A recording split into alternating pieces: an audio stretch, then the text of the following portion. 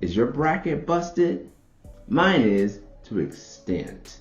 I just finished watching Purdue lose to Fairleigh Dickinson University, FDU, in Jersey, y'all. But I didn't have Purdue going that far, so it's not going to really bust my bracket. And I didn't, of course, see Furman winning, beating the UVA, and I didn't see Princeton winning, beating Arizona. But I did have Maryland winning, at least the first game.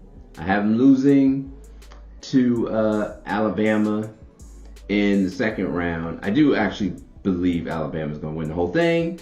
I have them win the whole thing in my bracket. But anyway, enough with the tournament talk. Let's get to what I'm drinking tonight.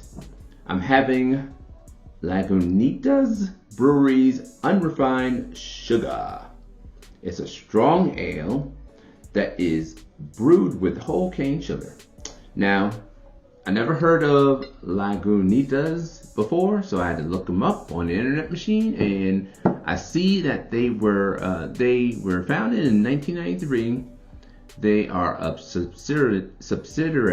They were a subsidiary of Heineken International, and they were considered a craft brewery because Heineken didn't have over 50% share of the company. However, Heineken purchased the remainder of the company in 2017, so they're no longer a craft brewery. I never heard of Lagunitas, California, where it's located. This brewery is somewhere north of San Jose. Anyway, they have a lot of beers. I picked this one because it had an interesting title, and it's made with whole cane sugar. So I looked up on the internet machine some more about this particular beer. It is actually a barley wine. Now, I'm not the biggest barley wine fan, and I unknowingly purchased more when I purchased this. It's actually a winter warming holidaze barley wine, clocking in at 10% alcohol by volume, so it packs a big punch. It's chock full of malted barley, malted wheat, Munich malt, and crystal malts, then generously dry hopped with Simcoe, Columbus, Cascade, and Centennial hops. None of those I actually can remember what their taste is like. I do remember seeing Simcoe hops on a particular beer that I had a while ago, but I can't remember what it tastes like. But it's dry hop, so it's probably going to have a very dry finish. And I don't even know what crystal malts are. I guess I'm going to find out in a second. It also says Unrefined Shugga gets its name from the addition of whole cane Panela sugar. I guess that's pretty good. It's basically the holidaze in a glass. So folks, let's crack this one open. It's a strong ale brewed with sugar.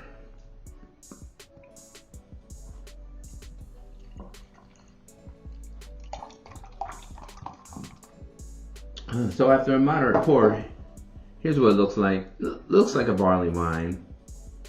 Well, at least the barley wines that I've had. It has a big foamy white head with little bubbles on the top. Well, moderately sized bubbles on top, if you can see it. Probably can't. I don't want to pour this accidentally onto my computer.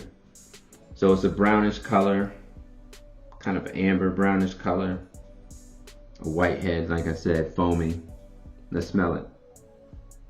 It smells like a barley wine. A typical barley wine smell, now that I'm accustomed to it, since this is like my third barley wine. Yeah, kind of like a grassy smell. A sweet, grassy smell. So let's wait no longer, folks. Prost, my friends.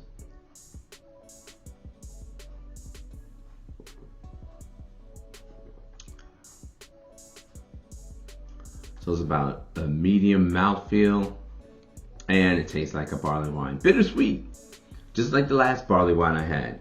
So this unrefined sugar tastes no different from the last barley wine I had, which was from Ale Works, called Grand Illumination. This is a little bit more bitter. It's really dry. I guess it's the best way to describe it. It is dry hop. It's making my mouth feel dry, my tongue feel dry. Very bitter.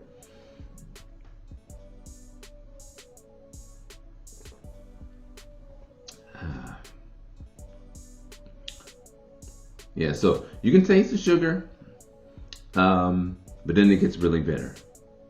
It gets really bitter.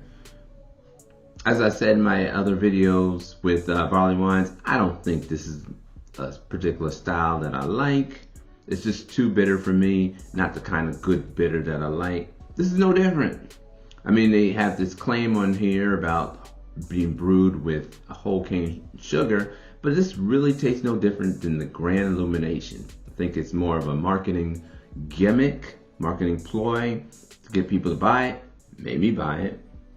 And there's nothing on the label. I didn't see anything on the label that made that suggested that it was a barley wine. So it just says strong ale. So how do I rate this? I give it a C. It's average, like all the other barley wines that I've had. It's drinkable, but the whole brewed with whole cane sugar, Panela sugar at that, it's just merely a gimmick. This tastes like a typical barley wine. I can't remember the cost, but if I did pay premium for it, probably wasn't worth it. You could just get any barley wine that's out there. Actually, barley wines are actually a premium in itself, the category.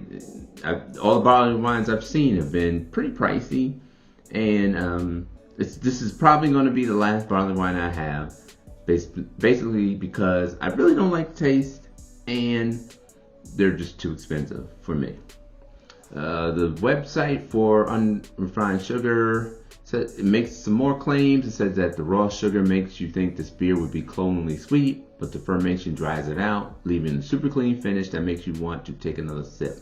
Makes me want to take another sip because my tongue is dry. It has a dank hop, and that's never a good thing if you ask me. Dankness.